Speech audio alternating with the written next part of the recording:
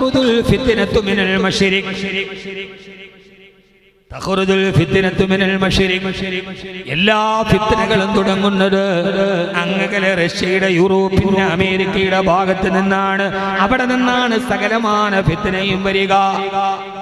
അല്ലാഹുവിന്റെ റസൂൽ പറയുകയാണ്, തഖ്റുജു ഫിത് മൽഹമത്തുൽ കുബ്റാ. ഭീകരമായ യുദ്ധങ്ങളും എല്ലാവിധ കലാപങ്ങളും ചൈനയുമായിട്ട് ട്രംപ് ഏറ്റുമുട്ടുന്നു. നമുക്ക് വന്നതിന് ശേഷം ഒരു രാജ്യത്തിന് ഡൊണാൾഡ് ട്രംപ് ചൈനയുമായിട്ട് ഏറ്റുമുട്ടുന്നു. ചൈന ഇന്ന് അമേരിക്കയുടെ സോയാബീൻ വേണ്ടെന്ന് പറയുന്നു, ഇറക്കുമതി തീരുവ കൂട്ടുന്നു. ചൈന വലിയൊരു ഭീഷണിയായി മാറുന്നു. ഈ ഒരു ഹബീബ് പറയുന്ന ഭൂപടത്തിൽ China, Russia, America, Britain, Jordan, Sham, ഇതൊരു വലിയൊരു അച്ചുതണ്ട്. അതൊരു ഭാഗമാണ്. വലിയൊരു ഏറ്റുമുട്ടലിലേക്ക് കടന്നു പോവുകയാണ്. പുതിയ പുതിയ സൗഹൃദ വലയങ്ങൾ. ഇന്ത്യ റഷ്യയെ കെട്ടിപ്പിടിക്കുന്നു, അമേരിക്ക റഷ്യയെ തലാക്ക് തല്ലുന്നു. തലാക്ക് തല്ലിയ ഇന്ത്യ പാകിസ്ഥാനെ തലാക്ക് തല്ലിയ ഇന്ത്യ ഒരു രണ്ടാം കല്യാണം നടത്തുന്ന അഫ്ഗാനിസ്ഥാനുമായിട്ട്. പാകിസ്ഥാനുമായി മൊഴി ചൊല്ലിയ ഇന്ത്യ നമ്മുടെ രാജ്യം അഫ്ഗാനിസ്ഥാനുമായി കൂടെ നിൽക്കുന്നു. അഫ്ഗാൻ വിദേശകാര്യമന്ത്രി ഇത്രയും നീളമുള്ള തലപ്പാവും ജുബ്ബയും ധരിച്ച അഫ്ഗാൻ വിദേശകാര്യമന്ത്രിയുടെ കൂടെ നിന്ന് ഫോട്ടോ എടുത്ത ഇന്ത്യയുടെ മന്ത്രിമാർ സമാധാനവാദികളാണെങ്കിൽ പലസ്തീൻ അംബാസഡറിന്റെ കൂടെ ചേർന്ന് ഞങ്ങൾ സമാധാനവാദികളാണ്. എന്താ അവർക്ക് 13, 13, നമുക്കും 13, 11 എന്നാണ് അഫ്ഗാൻ താലിബാൻ സർക്കാർ എന്നാണ് മുമ്പോട്ട് പോയത്? ലജ്ജിച്ചു പോയില്ലേ? ഇവിടത്തെ ഒരു പ്രധാനപ്പെട്ട തീവ്ര സംഘടനയുടെ നിയന്ത്രണത്തിൽ ഡൽഹി നടക്കുന്ന ഒരു സ്കൂളിലേക്ക് അഫ്ഗാനിന്റെ വിദേശകാര്യമന്ത്രിയെ ക്ഷണിച്ചു. കേറി വന്ന അദ്ദേഹത്തിന് ഒരു സ്ത്രീ ഹസ്തദാനം കൊടുത്തപ്പോൾ അദ്ദേഹം മാറി നിന്നു.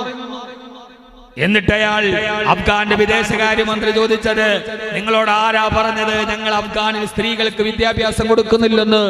3.25 ലക്ഷത്തോളം വരുന്ന പെൺകുട്ടികൾ ഞങ്ങളുടെ വിദ്യാലയത്തിൽ പഠിക്കുന്നുണ്ടെന്ന് വളരെ മനോഹരമായി പറഞ്ഞപ്പോൾ ഇവിടുത്തെ പ്രചണ്ഡവാദങ്ങൾ കെട്ടടിയുകയും. ഇനിയിപ്പോ അഫ്ഗാനിലെ താലിബാനെ കുറിച്ച് പറയാം. കാരണം നമ്മുടെ ഇന്ത്യയുടെ ഔദ്യോഗിക ഭീകരവാദിയാവൂല. കാരണം എന്തുകൊണ്ട്? ഇന്ത്യയുടെ ഔദ്യോഗിക അതിഥിയായിട്ട് വന്നല്ലോ, അപ്പൊ നമ്മൾ ബഹുമാനിക്കണമല്ലോ. സഹോദരി, എവിടേക്കാണ് ഇത് കടന്നു പോവുക? യുദ്ധങ്ങൾ ഇങ്ങനെ അമേരിക്ക റഷ്യയുമായി ഇടയുന്നു, അമേരിക്ക പാകിസ്ഥാനുമായി കൂട്ടുകൂടുന്നു, ഇന്ത്യ പാകിസ്ഥാനുമായി അകലുന്നു, അഫ്ഗാനിനെ പുതിയ ആത്മമിത്രമാക്കുന്നു, റഷ്യയും ക്രൊയേഷ്യയും തമ്മിൽ ആഭ്യന്തര ബുദ്ധിമുണ്ടാകുന്നു. ഫലസ്തീനെതിരെ ഐക്യരാഷ്ട്രസഭയുടെ സഭയിൽ ആ ഫലസ്തീനിലെ പാവപ്പെട്ട നിരപരാധികളെ കൊന്നൊടുക്കിയ അഡോൾഫ് ഹിറ്റ്ലറും ബെനിറ്റോ മുസോളിനിയെ കടത്തിവിട്ടുന്ന രാക്ഷസത്തിന്റെ പ്രതീകമായ ബെഞ്ചമിൻ നെതന്യാഹുവിനെ അയാൾ ലോകങ്ങളുടെ നരബോധിയാണെന്ന് പറഞ്ഞത് അറബ് രാഷ്ട്ര തലവന്മാരല്ല, സാക്ഷാൽ കൊളംബിയയുടെ പ്രസിഡന്റ് എഴുന്നേറ്റ ഐക്യരാഷ്ട്രസഭയുടെ ചേംബറില് നെതന്യാഹു നരബോധിയാണെന്ന് പറയുമ്പോ കെട്ടിപ്പിടിക്കുന്ന ആരെന്നറിയോ? ബ്രസീലിന്റെ പ്രസിഡന്റ് ആണ് വന്ന് കെട്ടിപ്പിടിക്കുന്നത്. ഇസ്രയേല് ലോകകപ്പിൽ കയറിയാൽ ലോകകപ്പിന്റെ ഫൈനലിൽ ഇസ്രയേൽ വന്നാൽ ഞങ്ങൾ ഫുട്ബോൾ കളിക്കില്ലെന്ന് പറയുന്നത് UAE അല്ല, സൗദി അറേബ്യ അല്ല, ഖത്തറല്ല, സ്പെയിൻ എന്ന രാജ്യമാണെങ്കിൽ ഇസ്ലാമിക പ്രതാപത്തിന്റെ ഇസ്ലാമിക പ്രബോധനത്തിന്റെ താരാട്ടുകാട്ട് കേടുറങ്ങിയ സ്പെയിനിന്റെ രാജാവ് പ്രധാനമന്ത്രി പറയുമ്പോ, സഹോദര, ഇസ്രയേലിന്റെ ഉൽപ്പന്നങ്ങൾക്കും പരസ്യങ്ങൾക്കും വിലക്കേർപ്പെടുത്തിയ സ്പെയിൻ ഒരു ഭാഗത്ത് വേറൊരു അച്ചടണ്ട് രൂപാന്തരപ്പെടുകയാണ്.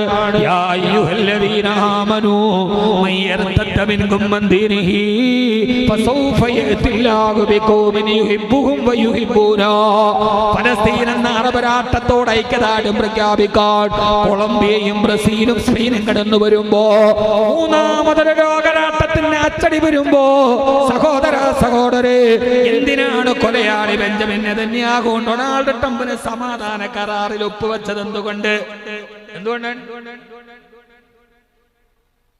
സമാധാന കരാറിൽ ഒപ്പുവെക്കാതെ നെതന്യാഹു അവന്റെ വല്യച്ഛൻ ട്രംപും സമ്മതിച്ചത് എന്തുകൊണ്ട്?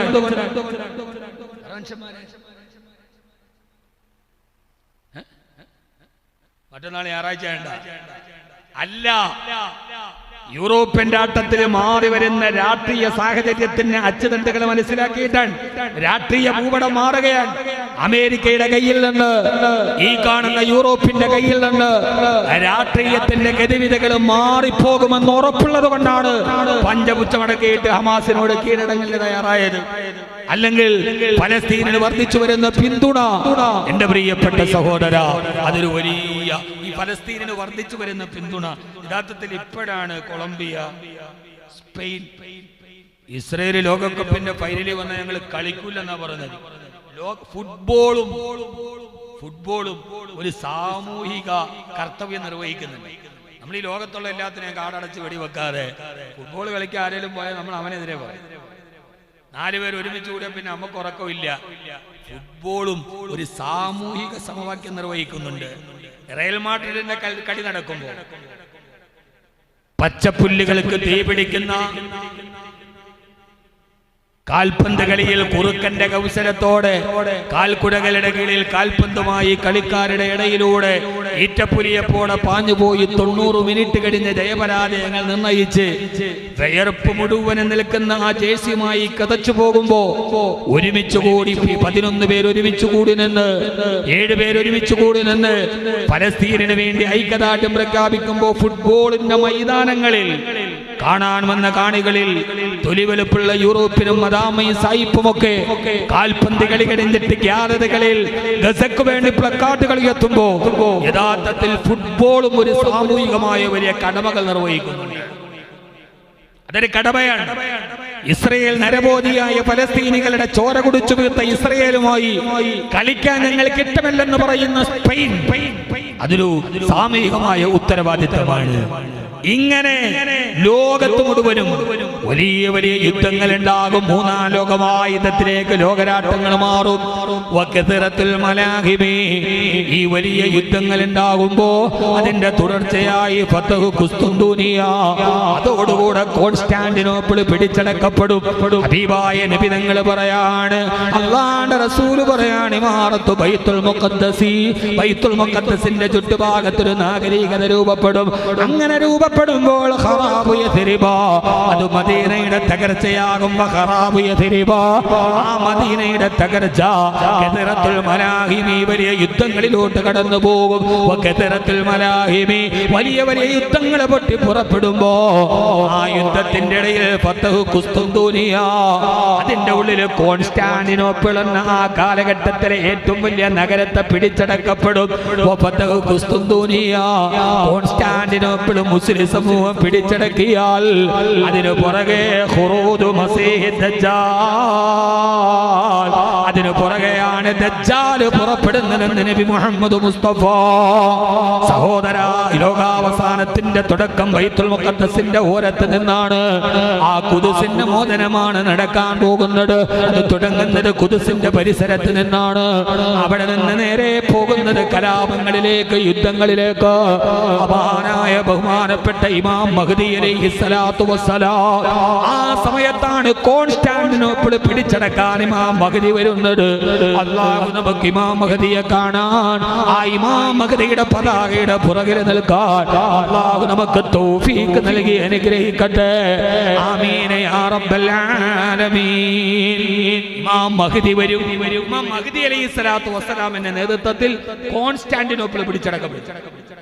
കോൺസ്റ്റാന്റിനോപ്പിൾ പിടിക്കുന്ന ആരാ? കോൺസ്റ്റാന്റിനോപ്പിൾ പിടിക്കുന്ന ആരാ?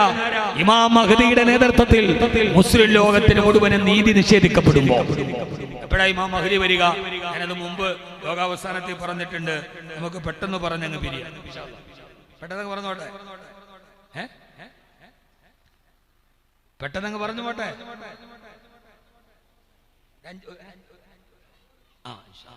അല്ലാഹു തൗഫീഖ് നൽകി. കാരണം നിങ്ങൾ കുറെ നേരം കൊണ്ട് വന്നിരിക്കണവരല്ലേ, മണിക്കൂറുകളായി. ഇമാം മഹ്ദി വരുന്നത് എപ്പോഴാണ്? ഇമാം മഹ്ദി അലൈഹിസ്സലാത്തു വസ്സലാമിന്റെ ആഗമനം ഉണ്ടാകുന്നത് എപ്പോഴാണ്? ഇസ്ലാമിക സമൂഹത്തിന് നീതി നിഷേധിക്കപ്പെടും, ന്യായം നിഷേധിക്കപ്പെടും, അവരുടെ മേൽ അനീതി സംഹാര താണ്ഡവമാടുന്നു. എല്ലാവരും ഒന്നിച്ചു ചേർന്ന് ഇസ്ലാമിക സമൂഹത്തെ തകർക്കാമെന്ന് നമ്മളെല്ലാവരും മുസ്ലിമീങ്ങൾ മുഴുവനും ഒരാശങ്കയിൽ ഇടുന്ന നേരം, അത് ഈ കാലമാണോ എന്നൊന്നും പറയാൻ പറ്റില്ല. ഇപ്പൊ നമ്മൾ അങ്ങനെ ആശങ്കപ്പെടേണ്ട കാര്യമൊന്നുമില്ല. ഉണ്ടോ? അത്രമേൽ ആശങ്കപ്പെടേണ്ട ഒരു കാര്യവും നമ്മുടെ ഇടയിലില്ല. നമ്മുടെ രാജ്യം അങ്ങനെയാണ് നടന്നു പോകുന്നത്. ആ ഒരു ആശങ്കയുടെ കാലമൊന്നും ആയിട്ടില്ല.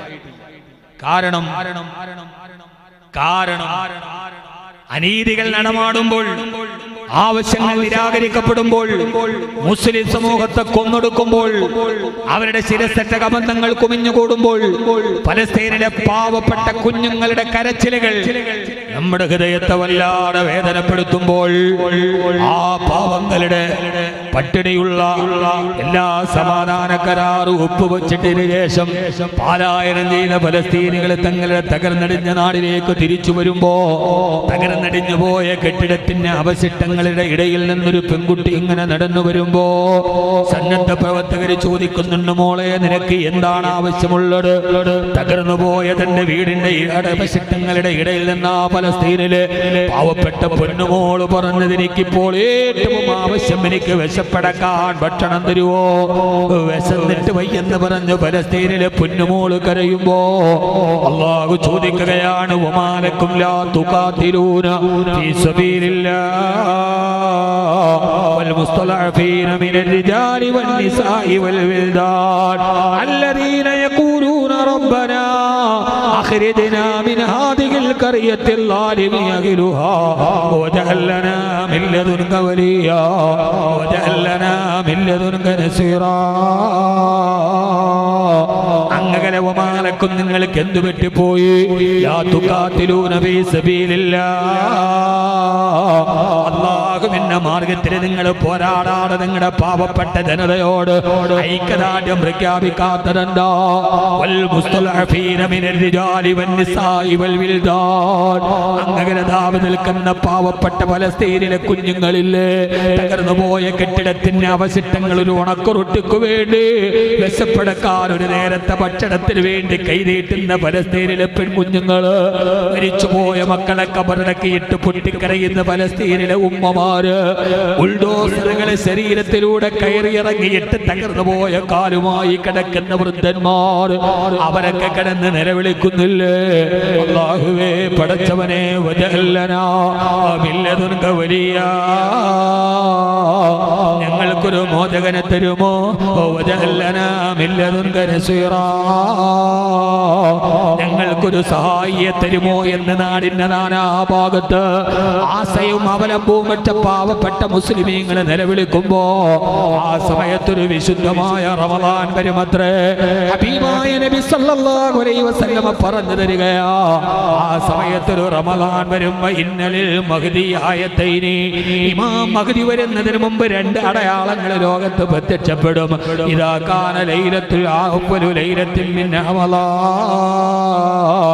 ആ റമളാനിലെ ആദ്യത്തെ രാത്രിയിൽ ഒരു സൂര്യഗ്രഹണം ഉണ്ടാവും. രണ്ടാമതിന്റെ പകുതിയാകുമ്പോൾ ഒരു ചന്ദ്രഗ്രഹണവും ഉണ്ടാവും. ഒരേ മാസം തന്നെ ഒരു സൂര്യഗ്രഹണവും ഒരു ചന്ദ്രഗ്രഹണവും ലം തകൂന മുൻദു ഖലഖസ് സമാവാതി വൽ അർള, അല്ലാഹുവിന്റെ റസൂൽ പറയുകയാണ്, ആകാശഭൂമികൾ സൃഷ്ടിക്കപ്പെട്ടതിന് ശേഷം ഒരു മാസം തന്നെ സൂര്യഗ്രഹണവും ചന്ദ്രഗ്രഹണവും അടുത്തു വന്നിട്ടില്ല.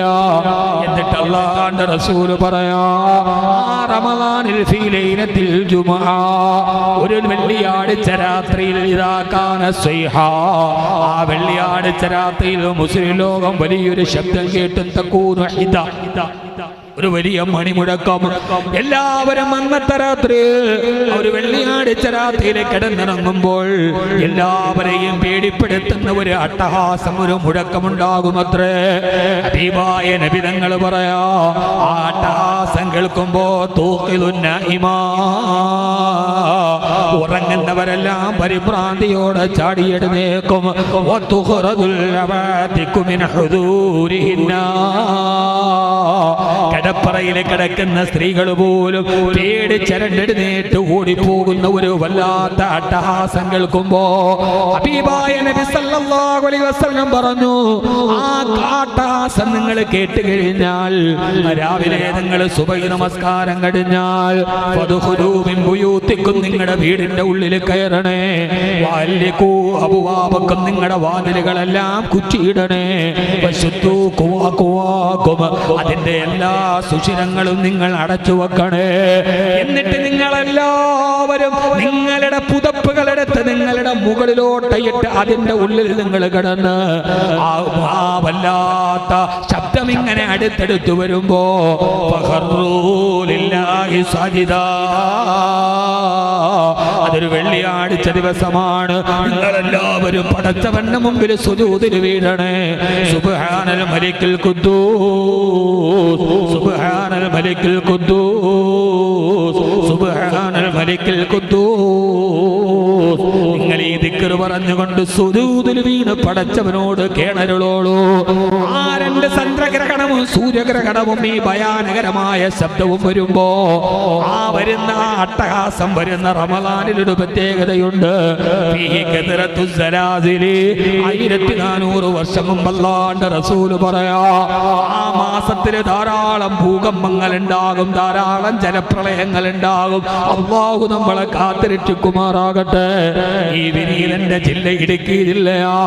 ആ ഇടുക്കി ജില്ലയുടെ പ്രാന്തപ്രദേശങ്ങളിൽ നിന്ന് മലവെള്ളപ്പാച്ചില് ഞാൻ നേരത്തെ ആദ്യം ബാക്കിയാത്തിൽ നിന്ന് ഞാൻ പാരികായി വന്ന് ആദ്യമായി ജോലി ചെയ്ത മനോഹരമായ നയനമനോഹരമായ നല്ല സ്നേഹമുള്ള നാട്ടുകാരുള്ള ഒരു മഹലുണ്ട്, തൂക്കുപാലം. ആ തൂക്കുപാലത്തിന്റെ തൊട്ടടുത്തുള്ള മഹലാണ് മുണ്ടേരുമാ. അവിടെയൊക്കെ ഇന്നലെ വലിയ ജലപ്രളയമാണ്. ഇതേവരെ അവരുടെ ഓർമ്മ വെച്ചിട്ടതുപോലൊരു ജലപ്രളയത്തെ കണ്ടിട്ടില്ല. എവിടെ നിന്നാണ് വെള്ളം വന്നതെന്നറിയില്ല, എങ്ങനെയാണിത് പടർന്നതെന്നറിയില്ല.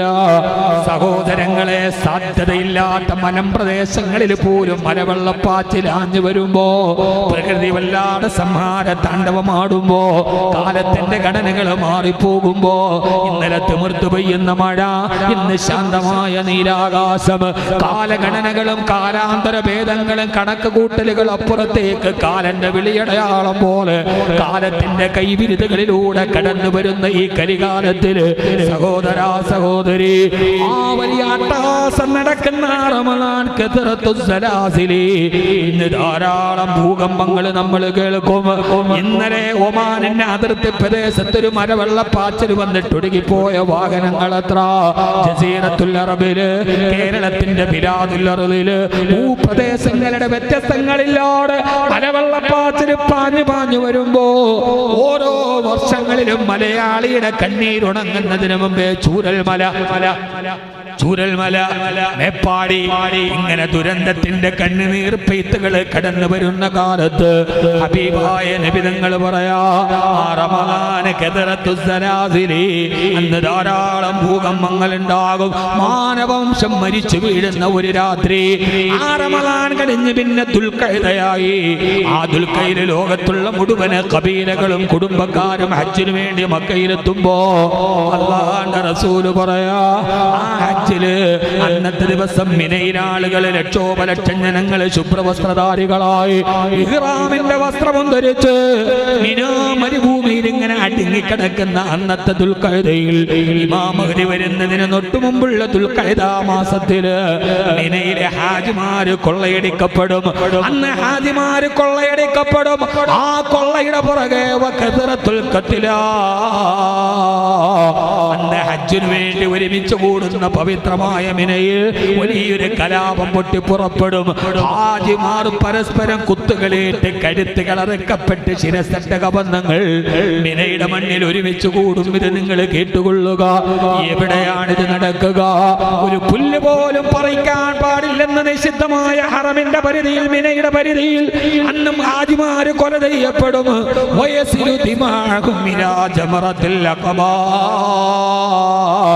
മിനയിലൂടെ ഒലിക്കുന്ന ഹാജിമാരുടെ രക്തത്തുള്ളികൾ അങ്ങകരെ പിശാചിനെ കല്ലെറിഞ്ഞോടിക്കുന്ന ജംറത്തുൽ അഖബ വരെ ഒലിച്ചു വരും.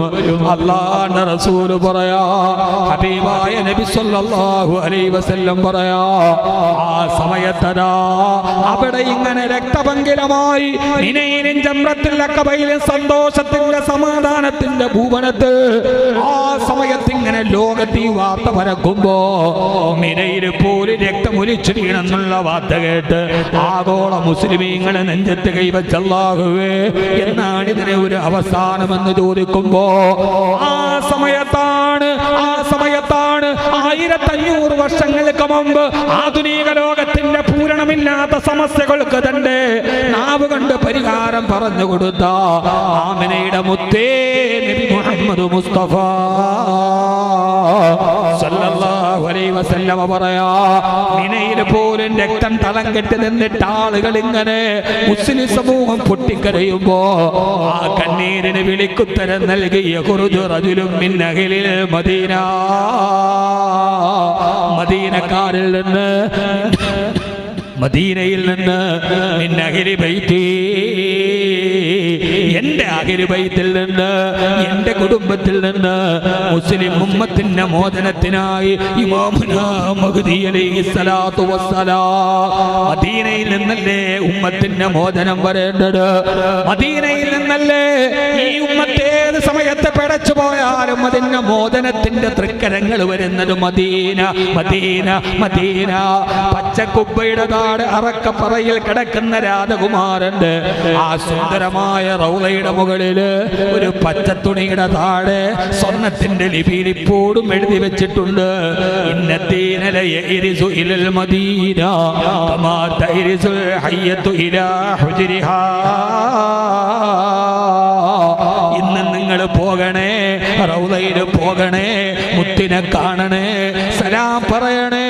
മടങ്ങുന്ന നേരത്ത് ആ പച്ച തുണിയുടെ താഴെ ഒരു സ്വർണ്ണാക്ഷരം നിങ്ങളുടെ കണ്ണിൽ പെടണേ, ഇന്നത്തീനല യരിസു ഇലൽ മദീന കമാ തരിസുൽ ഹയ്യത്തു ഇലാ ഹുജ്രിഹാ. അവസാന കാലത്ത് ദീനും മദീനയിലേക്ക് മടങ്ങി വരും. പാമ്പ് എവിടെ പോയാലും അതിന്റെ മാളത്തിലേക്ക് തിരിച്ചു വരുന്നത് പോലെ എല്ലാ കലാപങ്ങൾക്കും കാലുഷ്യങ്ങൾക്കും എല്ലാ അക്രമങ്ങൾക്കും രക്തച്ചൊരിച്ചിലുകൾക്കും മകളെ അവസാനം ദീൻ വന്ന് നിൽക്കുന്നത് മദീനയിലാണ്, മദീനയിലാണ്. അവിടെ നിന്ന് ഇമാം മഹ്ദി അലൈഹിസ്സലാത്തു വസ്സലാം ആഗതനാകും. ലോകത്തുള്ള ഔലിയാക്കളും അബ്ദാലുകളും ആയിരക്കണക്കിന് വിശ്വാസികളും ഇമാം മഹ്ദിയുടെ പതാകയുടെ പുറകിൽ വന്ന് വിശദീകരിക്കുന്നില്ല. ആ ഇമാം മഹ്ദിയുടെ പട്ടാളം നേരെ കോൺസ്റ്റാന്റിനോപ്പിൾ പിടിച്ചടക്കും. ആ കോൺസ്റ്റാന്റിനോപ്പിൾ പിടിച്ചടക്കാൻ ഇമാം മഹ്ദി പോരുമ്പോ ഇമാം മഹ്ദിയെ നേരിടാൻ വരുന്നവരാരെന്നറിയോ? ഖുദ്സിന്റെ മോചനം എവിടെയാണ്? ജൂതപ്പരിശകളുടെ ഏരിയൽ ഷറോണിന്റെ ബെഞ്ചമിൻ നെതന്യാഹുവിന്റെ ഈ പിതൃശൂന്യനായ തലമുറയുടെ ജൂതായുസത്തിന്റെ തലവേറെടുക്കാൻ ലോകത്തേക്ക് വരുന്ന പുനരുത്ഥാന നായകന്റെ പേരാണ്. ഈ കാണുന്ന നേതാക്കളല്ല, ഈ സുഖലോലുപതയുടെ തമ്പുരാക്കന്മാരല്ല, 70,000 ജൂതന്മാരാണ് ദജ്ജാലിന്റെ പുറകെ കടന്നു വരിക. ഇമാം മഹ്ദിയെ നേരിടാൻ വരുന്ന ആ സൈന്യത്തിന് 70,000 ജൂതന്മാരുണ്ട്. മുസ്ലിമീങ്ങളും അവരും തമ്മിൽ യുദ്ധമുണ്ടായി. അവസാനം ആ ജൂതായുസം തകർന്ന് തരിപ്പണമാകുമെന്ന് ആദരവായ പ്രവാചകൻ നബി മുഹമ്മദ് മുസ്തഫ ഈ ഖുദ്സിനെ മോചിപ്പിക്കാൻ നെതന്യാഹുവിന്റെ പിതൃശൂന്യനായ തലമുറയെ ലോകത്ത് നിന്ന് നാമാവശേഷമാക്കാൻ ചരിത്രത്തിൽ പലരും വന്നിട്ടുണ്ട്. അതിലൊരാള് ധീരരിൽ ധീരനെ, പില്ലാളി വീരനെ, വീരശൂര പരാക്രമി സയ്യിദുനാ ഉമർ ഇബ്നുൽ ഖത്താബ്. ഖുദ്സ് പിടിച്ചെടുത്തത് ഉമർ ഖത്താബാണ്. പേർഷ്യയിൽ നിന്ന്, റോമിൽ നിന്ന്. അവസാനം അത് പേർഷ്യ തിരിച്ചെടുത്തു. പിന്നെ രണ്ടാമത് കുരിശു പട്ടാളത്തിൽ നിന്ന് ലോകചരിത്രത്തിന്റെ പ്രിയപ്പെട്ട നേതാവ് സുൽത്താൻ സലാഹുദ്ദീൻ അയ്യൂബി തിരിച്ചെടുത്ത ഖുദ്സ് സുൽത്താൻ സലാഹുദ്ദീൻ അയ്യൂബി. ഇമാം നൂറുദ്ദീൻ സംഗി ഇമാം നൂറുദ്ദീൻ സംഘി സൂറുദ്ദീൻ സംഘി പിടിച്ചെടുത്ത ഖുദ്സ്, ബെഞ്ചമിൻ നെതന്യാഹുവിന്റെ പിതൃശൂന്യ തലമുറ അനുഭവിക്കുന്ന ഖുദ്സ്, ആ ഖുദ്സിനെ പിടിച്ചെടുത്ത് മുസ്ലിം ലോകത്തിന് ഇസ്സത്ത് വരാൻ ഒരു നായകൻ വരുന്നുണ്ട്. ആ നായകനാണ് ഇമാമുനാ മഹ്ദി അലൈഹിസ്സലാം. ഇമാമുനാ മഹ്ദി അലൈഹിസ്സലാത്തു വസ്സലാം. അല്ലാഹു ഇമാം മഹ്ദിയുടെ പുറകിൽ നിരക്കാൻ അല്ലാഹു നമുക്ക് തൗഫീഖ് നൽകട്ടെ. ആമീൻ യാ റബ്ബൽ ആലമീൻ. ഖുദ്സിന്റെ മോചനം ഇമാം മഹ്ദിയിലൂടെ, റൂഹുല്ലാഹി ഈസാ നബി അലൈഹിസ്സലാത്തു വസ്സലാം. കാരണം ജൂദായിസത്തെ കൊന്നുടക്കിയത് ഹിറ്റ്ലറാണ്. ഞാൻ തുടങ്ങിയെടുത്ത് അവസാനിപ്പിക്കുകയാണ്. ഇമാം മഹ്ദിയെ നേരിടാൻ വേണ്ടി വരുന്ന പട്ടാളത്തിൽ 70,000 ജൂതന്മാരുണ്ടാവും. അവരെ ഈ ലോകത്ത് നിന്ന് നാമാവശേഷമാക്കി ഇസ്ലാമിന്റെ കൊടി ലോകത്തിന്റെ മുകളിൽ അള്ളാഹു പാറിക്കുക തന്നെ ചെയ്യും. അന്നാണ് ഒരു മാതള നാരങ്ങയുടെ തൊലിയുടെ താഴെ ആളുകൾ കൂട്ടത്തോടെ മഴ നനയാതെ നടന്നു പോകുന്ന ഒരു സമൃദ്ധിയുടെ കാലം. ഒരു മാതള നാരങ്ങയുടെ തൊലിയുടെ താഴെ നൂറുകണക്കിന് ആളുകൾ, അതിനൊരു കൊടയുടെ വലിപ്പമുണ്ടാവും. ആ രീതിയിൽ സമൃദ്ധിയും സ്നേഹവും വരുന്ന ഒരു കാലത്തേക്ക് അള്ളാഹു ഈ ദീനിനെ കൊണ്ടുവരും. നിങ്ങളുടെ അധര വ്യായാമങ്ങൾ, നിങ്ങളുടെ ഈ ബോംബർ വിമാനങ്ങൾ, നിങ്ങളുടെ ഈ വിമാനവേദ പീരങ്കികൾ ഒരു ജനതയെ തകർക്കാൻ കഴിയില്ല. മരണത്തെ പേടിയില്ലാത്തവന് പിന്നെ ആരെ പേടി? എന്തുകൊണ്ടാണ് ഇസ്രയേലിന് ജയിക്കാൻ കഴിയാത്തത്? ഇസ്രയേൽ ഭീരുക്കളാണ്. അവർ അയൺഡോം വെച്ചിരിക്കുന്നത് മരിക്കാതിരിക്കാനാണ്. ഫലസ്തീനികൾ മരിക്കാൻ വേണ്ടി നടക്കണം. എങ്ങനെയും ഒന്ന് ഷഹീദായ മതി എന്ന് കരുതുന്ന ഒരു ജനതയെ തകർക്കാൻ ലോകത്താർക്കാ കഴിയുക? അല്ലാഹു അവിടേക്ക് നമ്മളെ എത്തിക്കുമാറാകട്ടെ എന്ന ദുആയോടുകൂടി എന്റെ പ്രിയപ്പെട്ട സഹോദരങ്ങളെ, നിങ്ങളൊന്ന് ആലോചിച്ച് നോക്കി. നമ്മളെത്ര സന്തോഷത്തിൽ ജീവിക്കുന്നു, നമ്മളെത്ര സമാധാനത്തിൽ ജീവിക്കുന്നു, നമ്മളെത്ര സ്നേഹത്തോടെ ജീവിക്കുന്നു. ആ ഫലസ്തീന് വേണ്ടി ഇവിടെ ഐക്യദാർഢ്യം പ്രഖ്യാപിച്ചവർ ആരൊക്കെയാണ്? മുസ്ലിമീങ്ങളല്ല. കലാലയങ്ങൾ, കൊച്ചു കുരുന്നുകൾ നാടകം അവതരിപ്പിച്ച് ഫലസ്തീനിലെ ചിതറിപ്പറിക്കുന്ന തങ്ങളുടെ സ്കൂളിൽ, തങ്ങളുടെ പ്രായത്തിൽ സ്കൂളിൽ പോകേണ്ട പൈതങ്ങൾക്ക് ഐക്യദാർഢ്യം പ്രഖ്യാപിക്കാൻ വേണ്ടി പോയ കുരുന്നുകളുടെ മുമ്പിൽ തിരശ്ശീല താഴ്ത്തിക്കൊടുത്തവന്റെ പേര് അധ്യാപകൻ എന്നാണ്, അധ്യാപിക എന്നാണ്. തലയിലൊരു പെണ്ണ് ശിരോവസ്ത്രം ധരിച്ചാൽ അതിനോട് അരോചകത്വമുള്ളതിൻ്റെയും പേര് അധ്യാപക എന്നാണ്. ഒരു പഴഞ്ചൊല്ലുണ്ട്, വൈദ്യനും വൈദികനും വാദ്യാരും നന്നായ ലോകം നന്നാവുന്നാണ്. വൈദ്യനും വൈദികനും വാദ്യാരും നന്നായ ലോകം നന്നാവുന്നാണ്. എൻ്റെ പ്രിയപ്പെട്ട സഹോദരങ്ങളെ, നമ്മൾ എത്ര സന്തോഷവാന്മാരാണ്. ഞാൻ ബൈത്തുൽ മുഖദ്ദിസിൽ പോകുമ്പോൾ 3 പ്രാവശ്യം പോയിട്ടുണ്ട്. ഒരു പ്രാവശ്യം പോയപ്പോൾ ഇസ്രായേൽ പട്ടാളം പള്ളിയിലോട്ട് കയറി വന്നു. അസറിന് ഞാൻ ഇറങ്ങി ഓടി. ഞങ്ങൾക്ക് ജുമ കിട്ടിയില്ല. അപ്പൊ പോയ എല്ലാവരും പറഞ്ഞ അസറെങ്കിലും ബൈത്തുൽ മുഖദ്ദിസിൽ നിസ്കരിക്കണം. അപ്പൊ ഗൈഡ് എന്നോട് പറഞ്ഞു, ഞാനാണ് അമീർ, ഇവിടെ ധാരാളം പ്രശ്നങ്ങളാണ്, അസർ നിസ്കരിക്കാൻ നിൽക്കണ്ട. ഏതായാലും അസറിന് അപ്പോ നമ്മുടെ കൂടെ വന്നവർക്ക് ഈമാൻ കൂടി മഗ്‌രിബിന് ബൈത്തുൽ മുഖദ്ദിസിൽ ഇമാമിന്റെ ഖിറാഅത്ത് ഇങ്ങോട്ട് കേട്ടിട്ട് അവർ വരണം. ഗൈഡ് പല പ്രാവശ്യം പറഞ്ഞു നിൽക്കരുത്. ഞാൻ പല പ്രാവശ്യം പറഞ്ഞു ഇത്രയും പൈസ മുടക്കി വന്നിട്ട് പോവാന്. അവസാനം ഗൈഡ് എന്നോട് പറഞ്ഞു, ഞാൻ വെളിയിൽ ബസ്സിന്റെ അവിടെ ഉണ്ടാവും, അങ്ങോട്ട് വന്നാൽ മതി. ഏതായാലും മഗ്‌രിബ് നിസ്കരിച്ചു. നിസ്കാരം കഴിഞ്ഞ പ്രശ്നമായി. സലാം വീട്ടി കഴിഞ്ഞ് നോക്കുമ്പോ ഈ AK ആൻഡ്രേ കലാഷ്നിക്കോവിന്റെ 47 തോക്കുമായിട്ട് പട്ടാളക്കാർ വരുന്നുണ്ട്. 4 പാടും ചിതറി. സഹോദരങ്ങളെ, അതിന് വീടില്ലാത്തവരുണ്ട്, ഭക്ഷണമില്ലാത്തവരുണ്ട്. ആ ഭക്ഷണമില്ലാത്തവരുടെ മുമ്പിൽ ഞാൻ താമസിച്ച ഹോട്ടലിൽ നിന്ന് അതിന്റെ ജനൽ തുറന്നു നോക്കുമ്പോൾ ഇസ്രയേലിനെയും ഫലസ്തീനെയും വേർതിരിച്ച ഒരു മതിലുണ്ട്. ആ മതിലിലാണ് ഇസ്രയേലും ഫലസ്തീനും വേർതിരിക്കപ്പെട്ടത്. ഭീമാകാരമായ മതിൽ, ഒരു വലിയ മതിൽ 2ആയി വിഭജിച്ചു. ആ മതിലിൽ ഫലസ്തീനികൾ അറബി ഭാഷയിൽ തങ്ങളുടെ അനുഭവങ്ങൾ എഴുതുന്നുണ്ട്. ഞാൻ താമസിച്ച ഹോട്ടലിന്റെ ജനാല തുറന്നു നോക്കുമ്പോ നേരെ എതിർഭാഗത്ത് നിൽക്കുന്ന മതിലിൽ അറബി ഭാഷയിൽ എഴുതി വച്ചിരിക്കുന്നു, ഈ മതിൽ നിൽക്കുന്നത് എന്റെ വീടിന്റെ മുകളിലാണ്. ഒരു രാത്രിയിൽ ഞാൻ എൻ്റെ മക്കൾക്ക് ഭക്ഷണം വാരിക്കൊടുത്ത് എൻ്റെ കൊച്ചു വീടിന്റെ ഉമ്മറപ്പടിയിലിരിക്കുമ്പോ നേരത്തെ നടന്ന ഇസ്രയേൽ ഭീകരന്മാർ ബുൾഡോസറിന്റെ അടിയിൽപ്പെട്ട് കാല് തളർന്ന് 2 പാലും തകർന്നു പോയ എൻ്റെ പിതാവ് ഉള്ളിൽ കിടക്കുന്നുണ്ട്. എന്റെ പിതാവിന് ഭക്ഷണം വെച്ചു കൊടുത്ത് ഞാൻ എന്റെ മക്കൾക്ക് ഭക്ഷണം വാരിക്കൊടുത്തുകൊണ്ടിരിക്കുമ്പോ എന്റെ ഭർത്താവ് വന്നിട്ട് ജോലി കഴിഞ്ഞു വന്ന അദ്ദേഹം പുറകിൽ കുളിക്കുകയാണ്. ഒരു ബുൾഡോസറിന്റെ ശബ്ദം കേട്ടു. നോക്കിയപ്പോൾ ഇസ്രയേലിന്റെ ജാരസന്തതികൾ എന്റെ വീടിന് നേരെ ബുൾഡോസറുകളുമായി പാഞ്ഞു വരികയാണ്. ഞാൻ എന്റെ രണ്ടു മക്കളെയും കയ്യിൽ പിടിച്ചുകൊണ്ട് ഓടി മാറുമ്പോ ബുൾഡോസർ എന്റെ വീടിന്റെ മുകളിലൂടെ കടന്നുപോയി. ഒരല്പനേരം കഴിഞ്ഞ് ഞാൻ തിരിഞ്ഞു നോക്കുമ്പോ രണ്ട് കാലും നഷ്ടപ്പെട്ട എന്റെ പിതാവ് ബുൾഡോസറിന്റെ മുന്നിലെ ചക്രത്തിൽ ചതഞ്ഞിരിപ്പുണ്ടായിരുന്നു. കുളിച്ചുകൊണ്ടിരുന്ന എന്റെ ഭർത്താവ് ശരീരം ചലിഞ്ഞറിഞ്ഞ് താഴെ കിടക്കുന്നുണ്ടായിരുന്നു. എന്റെ ജീവിതത്തിൽ ഞാൻ ഏറ്റവും സ്നേഹിച്ച എന്റെ പിതാവിന്റെ, എന്റെ ആശയും അവലംബവുമായ എന്റെ പ്രിയപ്പെട്ട ഭർത്താവിന്റെ, എന്റെ രണ്ട് കുരുന്നു മക്കളുടെ മയ്യത്തിന്റെ മുകളിലാണ് ഈ മതിൽ നിൽക്കുന്നത് എന്ന് ഓരോ മീറ്റർ കഴിയുമ്പോഴും ഫലസ്തീനികൾ അവരുടെ കുറിപ്പ് അവിടെ എഴുതി വെക്കുന്നുണ്ട്. ആ മതിലിന്റെ താഴെ അവരുടെ വീടുകളുണ്ടായിരുന്നു. ആ മതിലിന്റെ താഴെ അവരുടെ സ്വപ്നങ്ങൾ ഉണ്ടായിരുന്നു. ആ മതിലിന്റെ താഴെ അവരുടെ കുഞ്ഞുങ്ങൾ പിച്ച വെച്ച് നടന്നിരുന്നു. അതെല്ലാം തകർത്ത് തരിപ്പണമാക്കി ലോകം കണ്ട ഏറ്റവും വലിയ ക്രൂരതയുടെ സേന അധിനിവേശത്തിന്റെ കാൽപ്പാടുകൾ അടക്കിട്ടുറപ്പിക്കുമ്പോ പ്രിയപ്പെട്ട സഹോദരങ്ങളെ, നമ്മൾ ഭാഗ്യവാന്മാരാണ്. ബാങ്ക് വിളിക്കുന്നു, നമ്മൾ സമാധാനത്തോടെ നിസ്കരിക്കുന്നു, ജുമുഅ നടത്തുന്നു. ഇന്ന് ഈ പാതിരാത്രിയിൽ നമ്മൾ ഇവിടെ ഒരുമിച്ച് കൂടുന്നു. നമുക്കൊന്നിന്റെയും വിലയറിയില്ല, ആരോഗ്യത്തിന്റെ വിലയറിയില്ല, ആയുസിന്റെ വിലയറിയില്ല, സ്വാതന്ത്ര്യത്തിന്റെ വിലയറിയില്ല.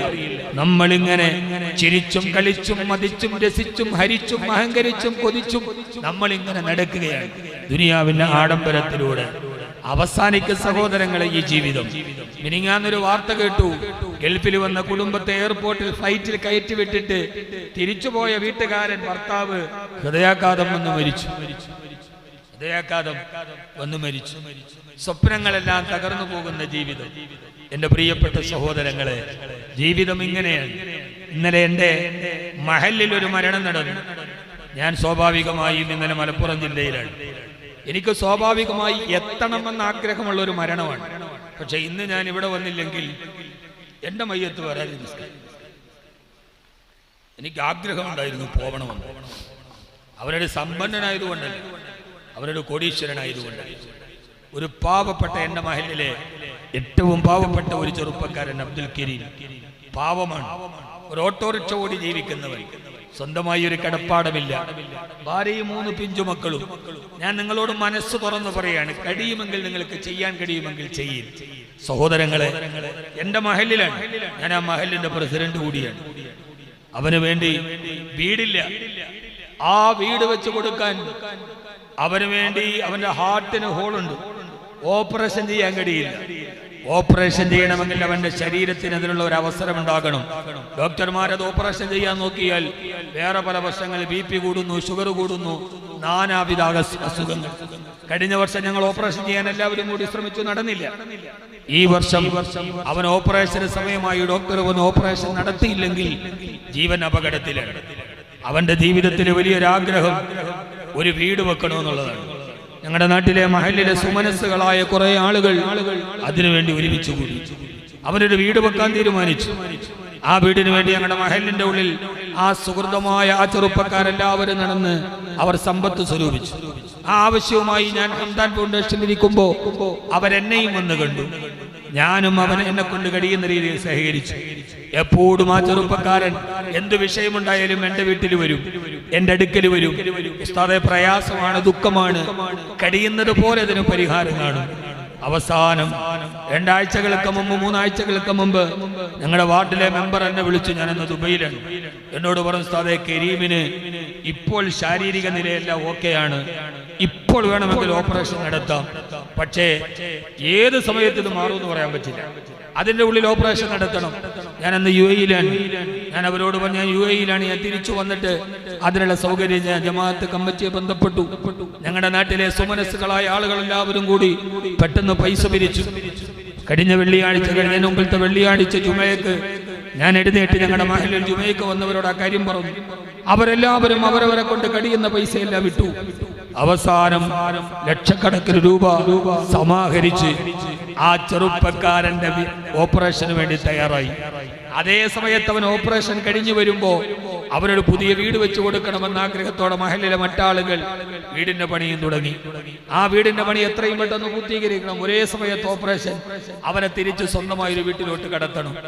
കഴിഞ്ഞ വെള്ളിയാഴ്ച ഞാൻ യുഎഇയിൽ നിന്ന് വന്ന് കഴിഞ്ഞ വെള്ളിയാഴ്ച ജുമയ്ക്ക് ഞാൻ എൻ്റെ മഹല്ലിൽ പോകുമ്പോൾ ആ കരീമിന്റെ ബന്ധുവായ ഷംസുദ്ദീൻ സാഹിബിനോട് ചോദിച്ചത്, എങ്ങനെയുണ്ട് ഉസ്താദേ? കുഴപ്പമില്ല, അവിടെ ഭക്ഷണം കഴിക്കുന്നുണ്ട്, കഞ്ഞി കുടിക്കുന്നുണ്ട്, സന്തോഷമായിരിക്കുന്നു.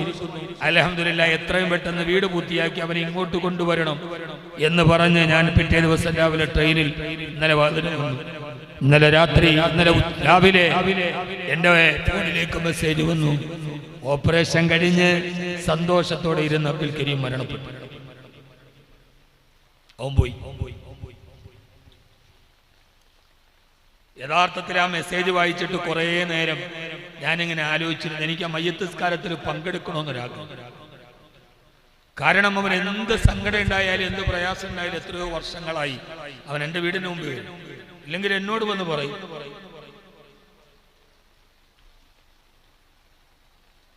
ഈ രണ്ട് പരിപാടികൾ പലപ്പോഴും ഞങ്ങളെപ്പോലെയുള്ള ഒരു വിഷമം, ഒരു പ്രസംഗമായിട്ടെടുത്ത് ഒരു മരിപ്പിന് പോകാൻ പറ്റില്ല, വീട്ടിൽ പ്രയാസം ഉണ്ടായാലും പോവില്ല. ഇന്നലെ അവനെ കബറടക്കി. അവന്റെ മയ്യത്ത് കൊണ്ടുവന്ന് പാതി പണിത് അവന്റെ വീടിന് മുമ്പിൽ വെച്ചു. ആ വീട് പൂർത്തിയാക്കി ഞങ്ങളുടെ അയൽപക്കക്കാരന് കൊടുക്കണമെന്നുള്ള ഞങ്ങളുടെ ആഗ്രഹം പൂവണിഞ്ഞില്ല. അള്ളാഹുവിന് പുറത്തു കൊടുക്കട്ടെ, മഗ്ഫിറത്ത് കൊടുക്കട്ടെ, സ്വർഗത്തിലെ വീട്ടിൽ ഒരുമിച്ച് കൂട്ടട്ടെ. ഭാര്യയും പിഞ്ചു പൈതങ്ങളെയും യാത്രയാക്കി ഈ ലോകത്ത് നിന്ന് വിട പറഞ്ഞിടും. സഹോദരങ്ങളെ, ഒരർത്ഥത്തിൽ ഞാൻ ആലോചിച്ചു, വേണ്ട, എല്ലാ ആഗ്രഹങ്ങളും ഒരു വീട്ടിൽ നനയാത്തൊരു വീട്ടിലേക്ക് കിടക്കാനുള്ള ആഗ്രഹം പൂർത്തീകരിക്കാൻ കഴിയാതെ അവൻ പോകുന്നത് ചിലപ്പോൾ കണ്ടു നിൽക്കാൻ പറ്റുന്ന ഒരു കാഴ്ചയാവില്ല. സഹോദരങ്ങളെ, എന്നാലും ഞങ്ങളുടെ നാട്ടുകാർക്ക്, ഞങ്ങൾക്ക് ഒരു സമാധാനമുണ്ട്. മരിക്കുന്നതിന് മുമ്പ് അവന് വേണ്ടി ചെയ്യാൻ കഴിയുന്നതിന്റെ പരമാവധി ചെയ്യാൻ കഴിഞ്ഞു എന്ന് ഞങ്ങളുടെ മഹല്ലുകാർക്ക് ഒരു സമാധാനം. നാളെ പടച്ചവന്റെ മുമ്പിൽ പോകുമ്പോൾ അവൻ ഒരിക്കലും പറയില്ലല്ലോ, എന്റെ ശരീരം ഓപ്പറേഷന് തയ്യാറെടുത്തപ്പോ ഇവരെന്നെ സഹായിച്ചില്ല റബ്ബേ എന്ന് പറയില്ലല്ലോ, എന്റെ വീട് വെക്കാൻ ഇവരെനിക്കൊന്നും തന്നില്ലെന്ന് ഞങ്ങളോട് പറയില്ലല്ലോ. അതുകൊണ്ട് ഞങ്ങളുടെ കൂടെ